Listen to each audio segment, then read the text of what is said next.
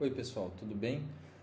Então eu vou falar alguns detalhes sobre a nossa aula de ligações químicas lá de hidrometalurgia. Então é mais alguns aspectos ilustrativos que eu não consigo mostrar em aula, porque são aspectos mais gráficos e tal. Então eu, como não sou muito bom de desenho, eu acabei botando isso aqui nessa aula, tá?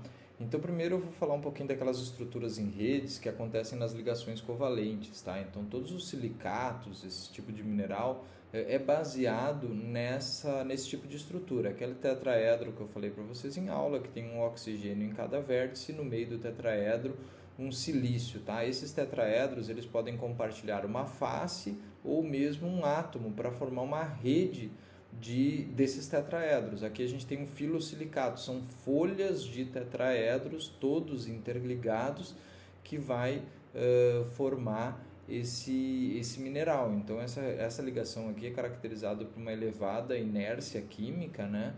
E extremamente resistente, então são bastante duros e quebradiços, né? Como eu falei lá em aula, aqui está mais a ilustração, espero que vocês tenham entendido. Essa rede de tetraedro acaba formando aqueles minerais que vocês devem ter visto em mineralogia, que são com aspecto de folhas sobrepostas, entendeu? Então aqueles ali são um dos tipos de silicatos, tá? E aí aqui, daquelas ligações mistas, a ligação metálica e iônica. Então estou mostrando aqui a ligação metálica e iônica, aparentemente ela deveria ser uma ligação iônica, porque é uma ligação entre um metal e um ametal, né? Tradicionalmente, pelo que a gente estuda lá na química no ensino médio, ela deveria ser uma ligação iônica. Entretanto, ela exibe algumas características que não são características das ligações iônicas, que é o brilho metálico, aqui como vocês podem ver na galena, que é um sulfeto de chumbo, também na esfalerita e na calcopirita, e além disso, eles são semicondutores, tá? Devido a alguns defeitos no retículo cristalino, tem alguns elétrons livres para fazer uma condução bem limitada, se a gente comparar com os metais, mas assim mesmo é uma condução de eletricidade, tá? E por último, a gente tem aqui a nossa ligação metálica covalente, tá? Então a ligação metálica covalente, ela é uma ligação covalente em relação aos ânions S2, 2-, né?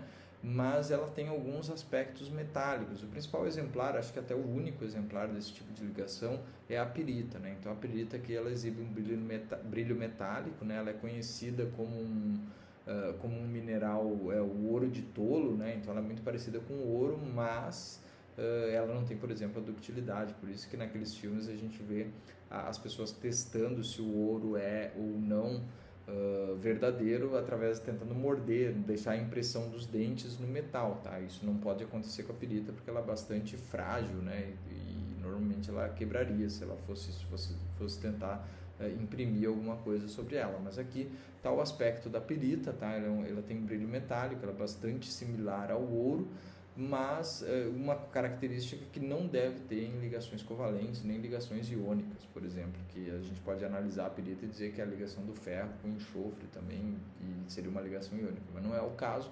Ela é caracterizada como uma ligação metálica covalente porque o S2, ali, os ânions S2 tem uma ligação covalente e ela apresenta brilho metálico. Então ali é assim que a gente explica essa ligação, tá bom?